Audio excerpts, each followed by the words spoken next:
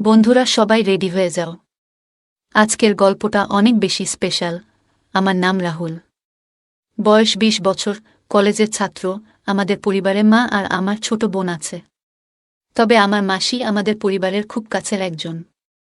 মাসি আমার মায়ের তুলনায় বয়সে অনেকটাই ছোট, মায়ের থেকে প্রায় ১২ বছরের ছোট এবং আমার থেকে কয়েক বছরের বড়। কয়েক বছর আগে মাসি বিয়ে হয়েছিল। মেশোর একটি বেসরকারি সংস্থায় চাকরি আছে, তাই তারা শহরে থাকেন। তাদের একটি ছোট্ট ছেলে আছে, বয়স ২ বছর। মাসি খুবই হাসিখুশি আর প্রাণোচ্ছল একজন মানুষ। আমাদের পরিবারের সবার সঙ্গে ভালো সম্পর্ক। ঘটনাটা ঘটেছিল ১ বছর আগে, যখন আমার কলেজের ফাইনাল পরীক্ষা চলছিল। আমার কলেজের ফাইনাল পরীক্ষা সামনে এসে গেছে। পরীক্ষা কেন্দ্র নির্ধারিত হয়েছিল মাসির শহরেই। মা মাসিকে ফোন করে কেন্দ্র সম্পর্কে জানতে চাইলেন, কারণ আমার পরীক্ষা টানা ৬ দিন চলবে, আর সেজন্য পরীক্ষার কেন্দ্রের আশেপাশে থাকার জায়গার দরকার ছিল। মাসি খোঁজ নিয়ে জানালেন যে পরীক্ষা কেন্দ্র তার বাসার থেকে মাত্র ১ কিলোমিটার দূরে। তখন মাসি মাকে বললেন, রুম নেওয়ার কী দরকার? রাহুল তো আমার কাছেই থেকে যেতে পারে, এখান থেকে সরাসরি পরীক্ষায় যেতে পারবে। মা মাসির কথা শুনে রাজি হয়ে গেলেন। তারপর আমাকে জিজ্ঞেস করলেন, বাবা, মাসির বাসায় থাকতে কোনো সমস্যা হবে না তো? আমি বললাম, না মা, বরং ভালোই হবে। ঘরের মতোই পরিবেশ পাব, আর পড়াশোনাতেও মনোযোগ দিতে পারব। মা তখন মাসিকে ফোন করে জানিয়ে দিলেন যে আমি পরীক্ষার ৫ দিন আগেই চলে যাব, যাতে সেখানকার পরিবেশ বুঝে নিতে পারি এবং ভালোভাবে প্রস্তুতি নিতে পারি। মাসি খুশি মনে রাজি হলেন এবং বললেন, রাহুল তো আমার নিজের সন্তানের মতো, ওকে আমি যত্ন সহকারে দেখাশোনা করব। তারপর ঠিক সময় মতো পরীক্ষার ৫ দিন আগে আমি মাসির বাসার উদ্দেশ্যে রওনা দিলাম। মা আমার জন্য ব্যাগ গুছিয়ে দিলেন, যেখানে প্রয়োজনীয় পোশাক, বইপত্র আর কিছু খাবার ছিল। আমি ট্রেনে করে মাসির শহরে পৌঁছালাম। স্টেশনে নামতেই দেখলাম মাসি আমাকে নিতে এসেছেন। আমাকে দেখে হাসলেন এবং বললেন, আহা, রাহুল তো বেশ বড় হয়ে গেছে। চলো বাসায় যাই। রাস্তার পথে মাসি আমার পড়াশোনার কথা জানতে চাইলেন, পড়াশোনা কেমন চলছে? সব ঠিক আছে তো?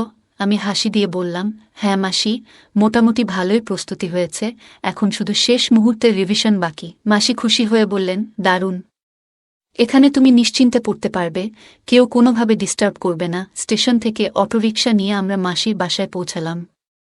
তাদের অ্যাপার্টমেন্ট বেশ সুন্দর ও পরিষ্কার পরিচ্ছন্ন ছিল। বিল্ডিংয়ের ৪র্থ তলায় মাসির ফ্ল্যাট। দরজা খুলেই তিনি আমাকে ভেতরে নিয়ে গেলেন।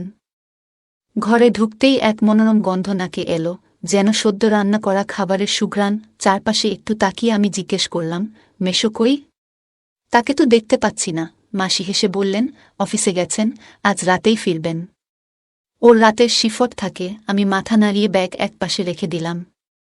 সফরের ক্লান্তি বেশ টের পাচ্ছিলাম, তবে ক্ষুধাও পেয়েছিল। মাসি বোধহয় আমার অবস্থা বুঝতে পেরে বললেন, তুমি আগে একটু ফ্রেশ হয়ে নাও, আমি ততক্ষণে খাবার গুছিয়ে দিচ্ছি। আমি ব্যাগ থেকে পোশাক বের করে বাথরুমে গেলাম। ঠান্ডা পানি দিয়ে মুখ ধুতেই যেন সমস্ত ক্লান্তি দূর হয়ে গেল। বাথরুম থেকে বেরিয়ে এলাম, দেখি টেবিলে খাবার সাজানো। মাসি হাসি দিয়ে বললেন, চলো খেয়ে নাও, একেবারে ঘরের মতো খাবার পাবে, তবে মায়ের হাতে বানানো খাবারের স্বাদ একটু আলাদা হবেই। আমি হেসে টেবিলে বসলাম। প্রথম চামচ মুখে দিয়েই বুঝলাম খাবার সত্যিই দারুণ। মায়ের রান্নার মতোই যত্ন আর ভালোবাসা মেশানো ছিল। খাওয়ার পর মাসি আমাকে আমার থাকার ঘর দেখালেন। ছোট কিন্তু বেশ পরিপাটি একটি ঘর। ভেতরে একটি বিছানা, টেবিল ল্যাম্প আর একটি ছোট আলমারি ছিল। জানালার ফাঁক দিয়ে আসা হালকা আলোয় ঘরটা বেশ শান্ত লাগছিল। মাসি বললেন, এই ঘরেই তুমি থাকবে যতদিন ইচ্ছা। যদি কোনো কিছু দরকার হয় আমাকে বলবে। আমি ব্যাগ খুলে বই ও দরকারি জিনিসগুলো টেবিলে রাখলাম। সফরের ক্লান্তি বেশ টের পাচ্ছিলাম, তাই বিছানায় একটু শুয়ে পড়লাম। আপনারা দেখছেন মাসি তখন বাইরে গিয়ে ছোট ছেলেকে ঘুম পাড়াচ্ছিলেন, আর আমি চোখ বন্ধ করে ঘুমানোর চেষ্টা করছিলাম। মাথার ভেতর শুধু পরীক্ষার চিন্তা ঘুরছিল। তবে পরিবেশ এতটাই শান্ত ছিল যে দ্রুতই ঘুম এসে গেল। কিছুক্ষণ পর হালকা ছোঁয়ায় ঘুম ভেঙে গেল। চোখ খুলে দেখি মাসি দাঁড়িয়ে হাসছেন। বললেন, উঠে পড়ো, সন্ধ্যা হয়ে গেছে। চা খেয়ে একটু রিভিশন করে নাও। মাসি ধীরে করে বললেন, চা খেয়ে নাও, ভালো লাগবে। আমি একটু হাই তুললাম, তারপর উঠে বসলাম। মাথাটা ভারী লাগছিল, তবে চায়ের কাপ হাতে নিয়েই যেন এক ধরনের সতেজতা অনুভব করলাম। কাপ থেকে বের হওয়া হালকা ধোঁয়া আর আদার মিষ্টি গন্ধ পুরো ঘরটা ভরিয়ে তুলেছিল। আমরা ড্রয়িং রুমে বসে চা খেতে খেতে গল্প শুরু করলাম। মাসি জানতে চাইলেন, সবাই কেমন আছে? মা বাবা ভালো তো? তোমার ছোট বোন কি করছে এখন? আমি একে একে সবার খবর দিলাম। সব ভালো আছে মাসি। বাবা অফিসের কাজে ব্যস্ত থাকেন। মা প্রতিদিনের মতোই সংসার সামলাচ্ছেন, আর ছোট বোন পড়াশোনায় মন দিয়েছে। ও তো আপনাকে খুব মিস করছে, বারবার জিজ্ঞেস করছিল কবে আসবেন। মাসি হাসলেন, আহা, খুব তাড়াতাড়ি আসব। এখন তো তুমি এসেছ, তাই প্ল্যান আরও তাড়াতাড়ি করব। এরপর মাসি উঠে বললেন, ঠিক আছে, তুমি বসো, আমি রান্না করে নিই। মেশো আসলেই খাবার দেবে। আমি মাথা নাড়িয়ে সরে গেলাম এবং সোফায় বসে পড়লাম। সামনে টিভি চলছিল। আমি চ্যানেল ঘুরিয়ে কিছু হালকা বিনোদনমূলক অনুষ্ঠান দেখতে শুরু করলাম। বাড়ির পরিবেশ বেশ শান্ত ছিল, শুধু রান্নাঘর থেকে বাসনপত্রের হালকা শব্দ আসছিল। কিছুক্ষণ পর কলিং বেল বাজল। মাসি তখন রান্নাঘরে ব্যস্ত ছিলেন। তাই আমি গিয়েই দরজা খুললাম। দরজার ওপারে মেশো দাঁড়িয়েছিলেন। তিনি কিছুটা ক্লান্ত দেখাচ্ছিলেন, তবে তার চিরচেনা হাসিটা ছিল আগের মতোই। আমি তৎক্ষণাৎ পা ছুঁয়ে প্রণাম করলাম। মেশো হেসে বললেন, ভালো থাকো বাবা। তিনি ভেতরে এসে ব্যাগ এক পাশে রাখলেন এবং আমাকে জিজ্ঞেস করলেন, তুমি কবে এলে? সফরে কোনো অসুবিধা হয়নি তো? আমি বললাম, না মেশো, একদমই না। আজ সকালেই এসেছি। মাসি স্টেশনে নিতে গিয়েছিলেন। মেশো হালকা হেসে মাথা নাড়লেন, ভালো হয়েছে, এখানে থাকলে নিশ্চিন্তে পড়তে পারবে, একদম ঘরের মতো পরিবেশ পাবে। আমি সম্মতি জানিয়ে মাথা নাড়লাম। ঠিক তখন মাসি রান্নাঘর থেকে বেরিয়ে এসে মেশোকে বললেন, এক কাপ চা বানিয়ে দিই? মেশো বললেন, হ্যাঁ, বানিয়ে দাও, আমি ততক্ষণে একটু ফ্রেশ হয়ে আসি।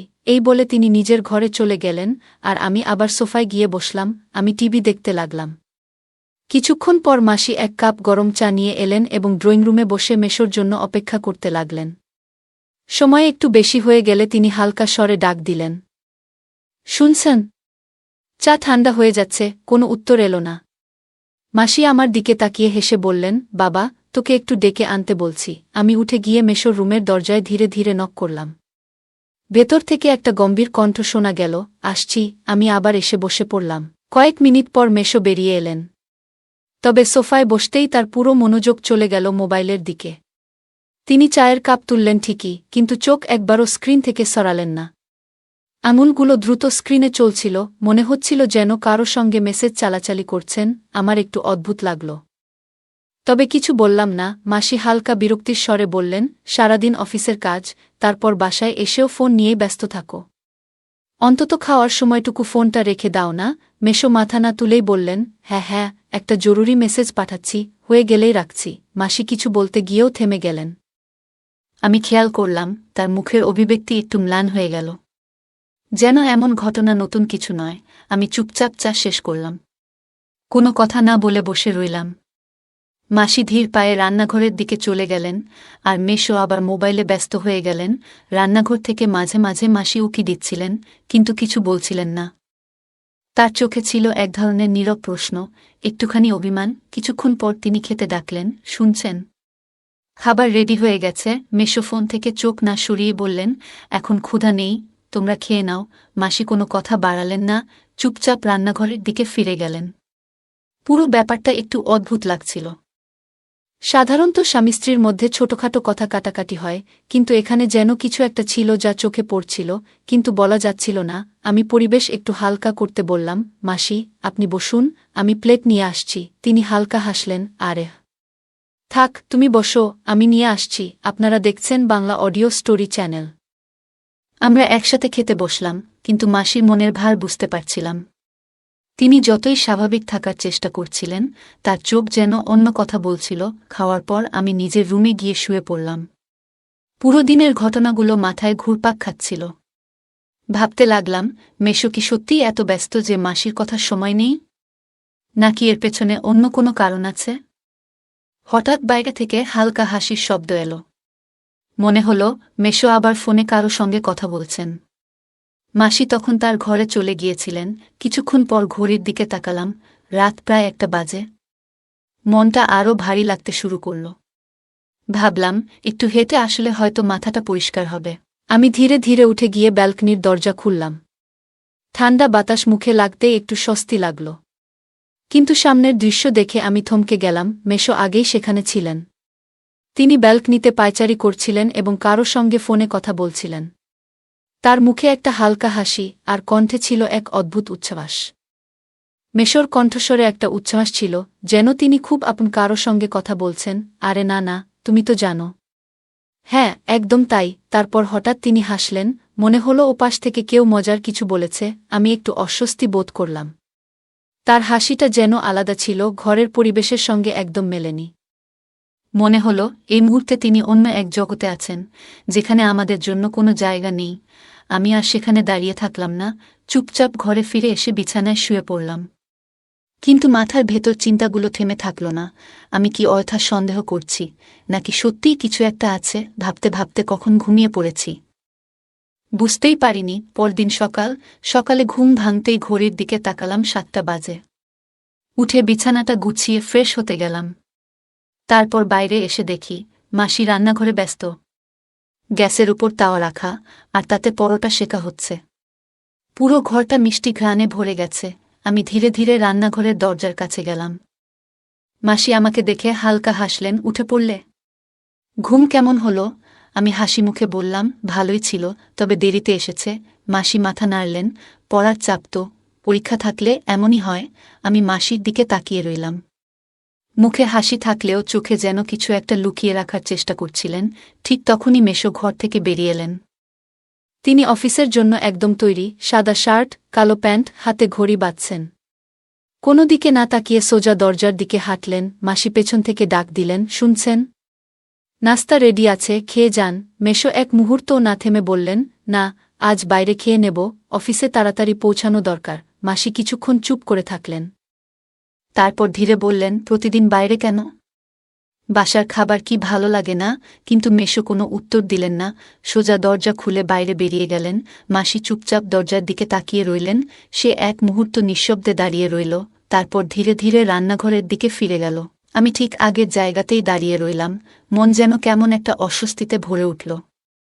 মনে হচ্ছিল এই বাড়ির কোথাও যেন একটা চাপা কষ্ট লুকিয়ে আছে, যা কেউ মুখে বলছে না, কিন্তু সবাই অনুভব করছে। কিছুক্ষণ পর আমি নিজের ঘরে চলে এলাম।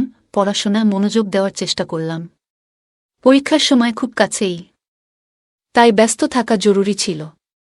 কিন্তু গত 24 ঘণ্টায় যা দেখেছি, যা শুনেছি, তা মাথার মধ্যে বারবার ঘুরপাক খাচ্ছিল। মাসি সকালের নাশতার পর আমাকে একা থাকতে দিয়েছিলেন, যাতে আমি নিশ্চিন্তে পড়তে পারি। সারাটা দিন বই আর নোটসের ভিড়ে কেটে গেল। মাঝে মাঝে মাসি দরজার সামনে এসে নিঃশব্দে দাঁড়িয়ে দেখতেন। তারপর কিছু না বলেই ফিরে যেতেন।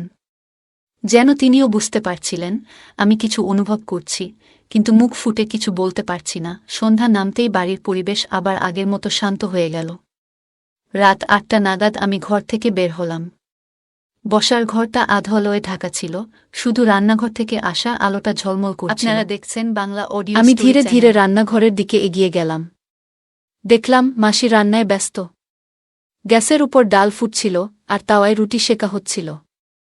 সারা ঘর ঘি আর মশলার হালকা সুগন্ধে ভরে উঠেছিল, তবুও পরিবেশটা ভারী লাগছিল। মাসি আমাকে দেখে একটু হাসার চেষ্টা করলেন, অনেকক্ষণ পড়াশোনা করলে ক্লান্ত হয়ে গেছ নিশ্চয়? আমি মাথা নেড়ে বললাম, আর একটু পড়লেই শেষ হবে রিভিশন। আমি একটা টুল টেনে বসে পড়লাম। মাসি একটুক্ষণ চুপচাপ রইলেন, তারপর বললেন, তোমার মেশো আজ একটু দেরিতে আসবে, অফিসে কাজ আছে। আমি কোনো আশ্চর্য হলাম না। সকালবেলা যেভাবে উনি তাড়াহুড়ো করে বেরিয়ে গেলেন, আর এখন দেরি করে আসছেন, সবটাই যেন একটা অভ্যাসের মতো লাগছিল। রাত বাজে 9টা। ডাইনিং টেবিলে খাবার পরিবেশন করা হয়েছে। মাসি আমার দিকে তাকিয়ে বললেন, এসো খেয়ে নিই। আমি একটু চুপ করে থেকে বললাম, মেশো এলে তারপর খাবো। মাসি হালকা হেসে মাথা নাড়লেন, কিন্তু তার চোখে একটা অদ্ভুত বিষাদ ছিল। রাতের নিস্তব্ধতা যেন ঘরের প্রতিটা কোণায় ছড়িয়েছিল। মাসি ডাইনিং টেবিলের পাশে চুপচাপ বসেছিলেন। চোখের কোণে এক চাপা যন্ত্রণা লুকিয়েছিল, যা তিনি কাউকে বুঝতে দিতে চাইছিলেন না। আমি পাশে বসে ধীরে ধীরে বললাম, মাসি, আপনি খাচ্ছেন না কেন? তিনি একটু হেসে বললেন, তুমি তো ছোট, খিদে পেয়ে গেছে জানি। আমি তো প্রতিদিন অপেক্ষা করি।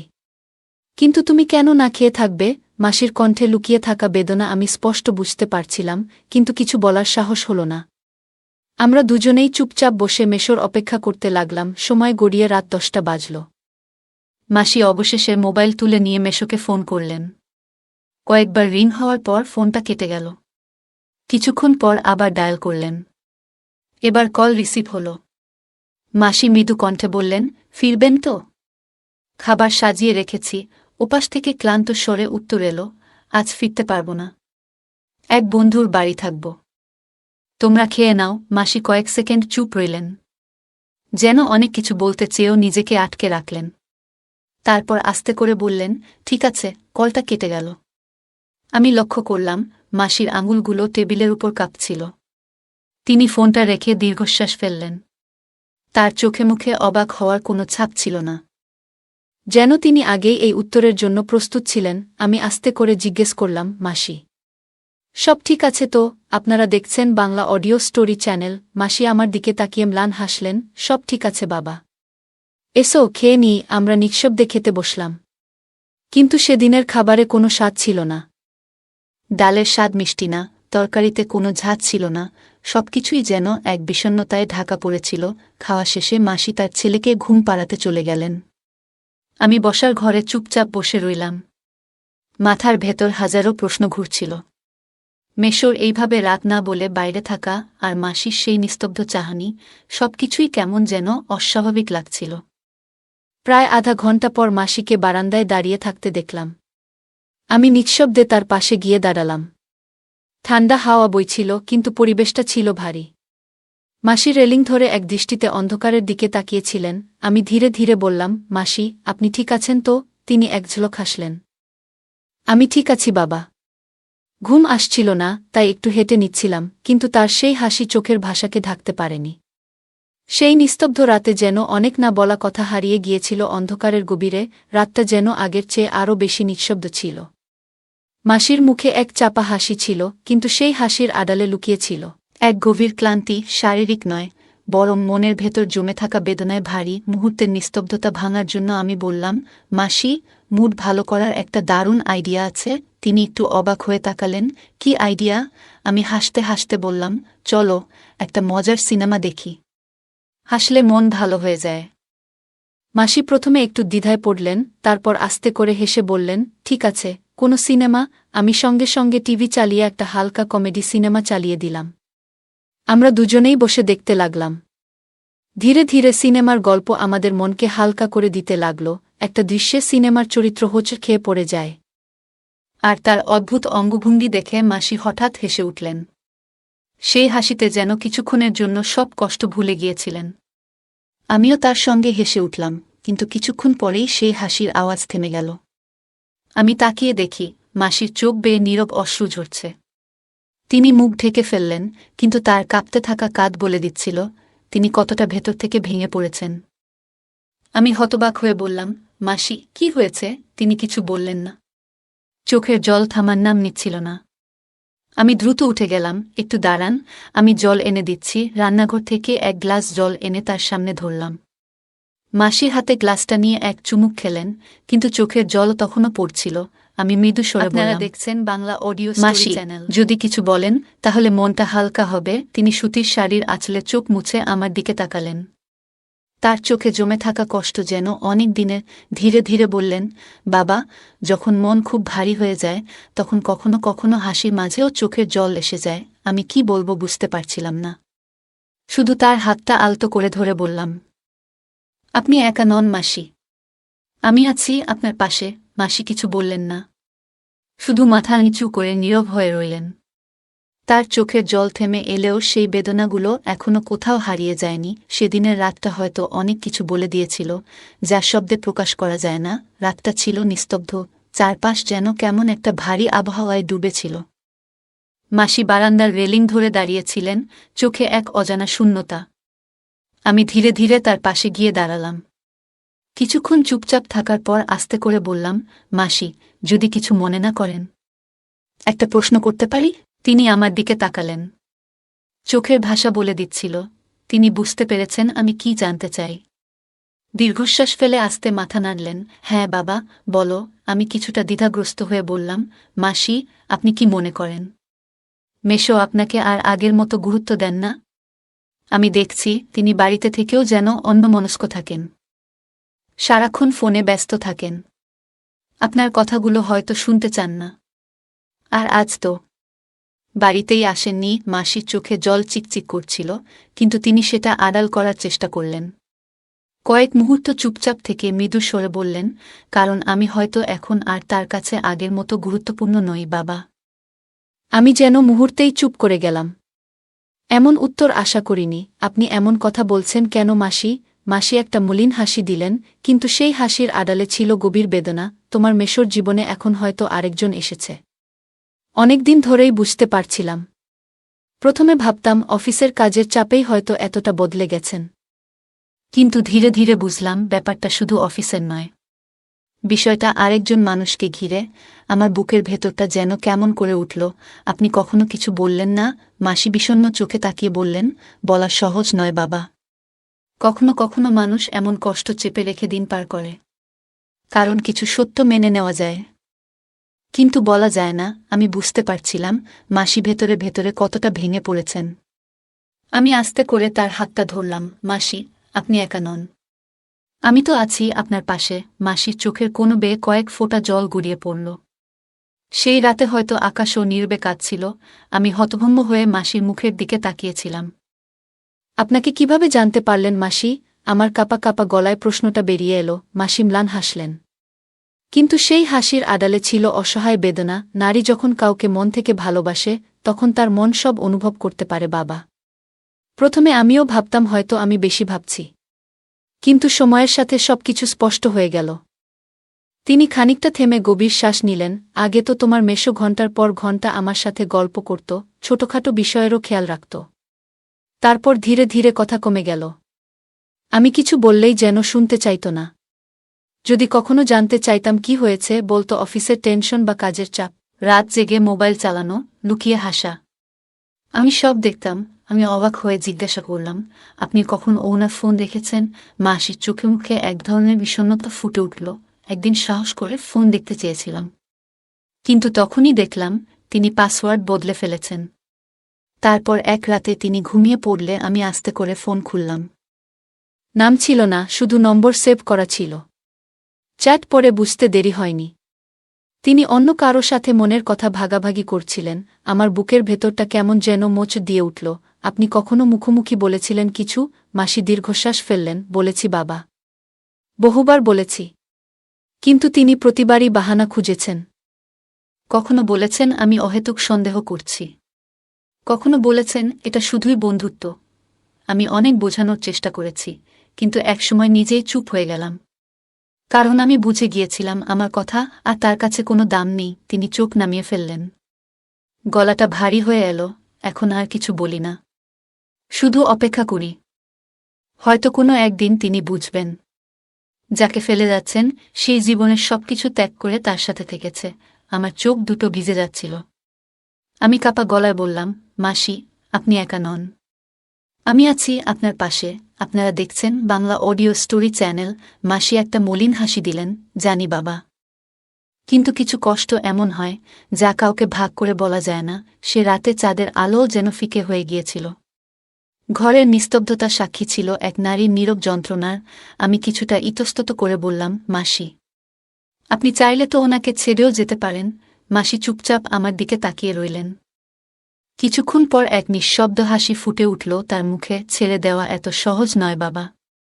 যাকে একসময় নিজের সবকিছু ভেবেছিলাম, তার কাছ থেকে দূরে যাওয়ার কথা ভাবলেই বুকটা হাহাকার করে ওঠে। আমি ধীরে ধীরে বললাম, কিন্তু মাসি, এই সম্পর্কে আর কি বাকি আছে? মাসি খানিকটা চুপ থেকে চোখ নামিয়ে নিলেন। তারপর ফিসফিসিয়ে বললেন, হয়তো কিছুই নেই। তবুও নারীর মন শেষ মুহূর্ত পর্যন্ত আশা করে, হয়তো একদিন সব ঠিক হয়ে যাবে। সংসারটাই একজন নারীর পৃথিবী বাবা। চাইলেও এত সহজে সবকিছু ভেঙে ফেলা যায় না। তার চোখের কোণে জমে থাকা জল চিকচিক করছিল। আমি কষ্টে গলাটা শক্ত করে বললাম, তাহলে আর কতদিন এই কষ্ট সহ্য করবেন মাসি? মাসি দীর্ঘশ্বাস ছাড়লেন। জানি না বাবা, কিন্তু এখন আর আগের মতো ভালোবাসা বা বিশ্বাসের আশা করি না। শুধু সন্তানের মুখের দিকে তাকিয়ে বেঁচে আছি। এক ফোঁটা অশ্রু তার গাল বেয়ে গড়িয়ে পড়ল, কিন্তু তিনি সেটা মুছলেন না। আমি আর সহ্য করতে পারলাম না। তার হাতটা আলতো করে ধরে বললাম, আপনি এত ভালো, এত শক্ত, আমি জানি আপনি একা নন মাসি। আমি আছি আপনার পাশে। মাসি আমার হাতে মৃদু চাপ দিলেন। তার ক্লান্ত চোখের কোণে মৃদু হাসি ফুটে উঠল। তুমি খুব ভালো ছেলে বাবা। তোমার কথা শুনলে মনে হয় এখনও পৃথিবীতে ভালো মানুষ আছে। তারপর আমরা দুজন কিছুক্ষণ চুপচাপ বসে রইলাম।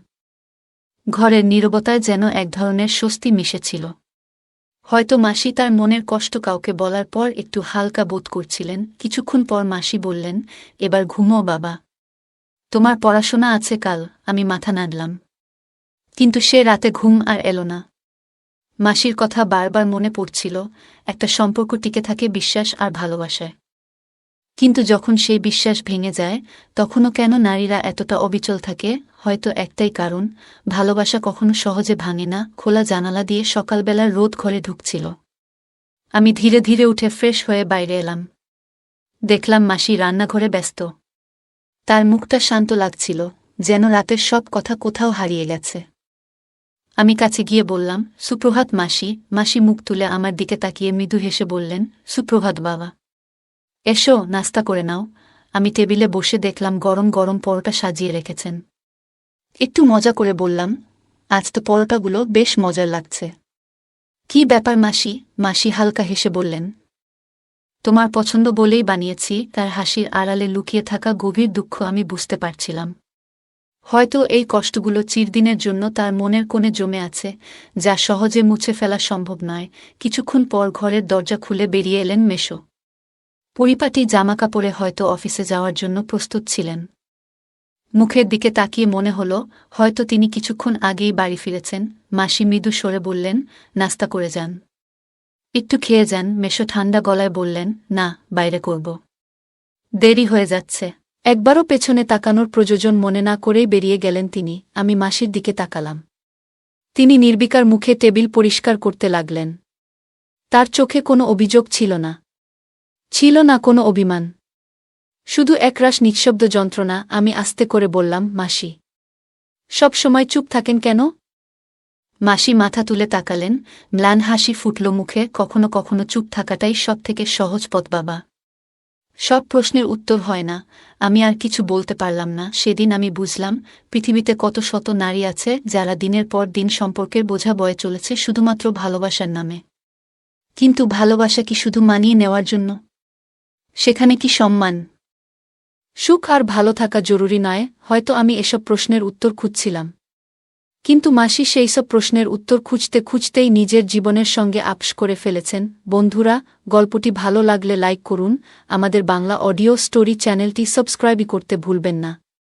আর বেল আইকন প্রেস করুন নতুন ভিডিওর নোটিফিকেশন পেতে। ধন্যবাদ। দেখা হবে পরবর্তী গল্পে।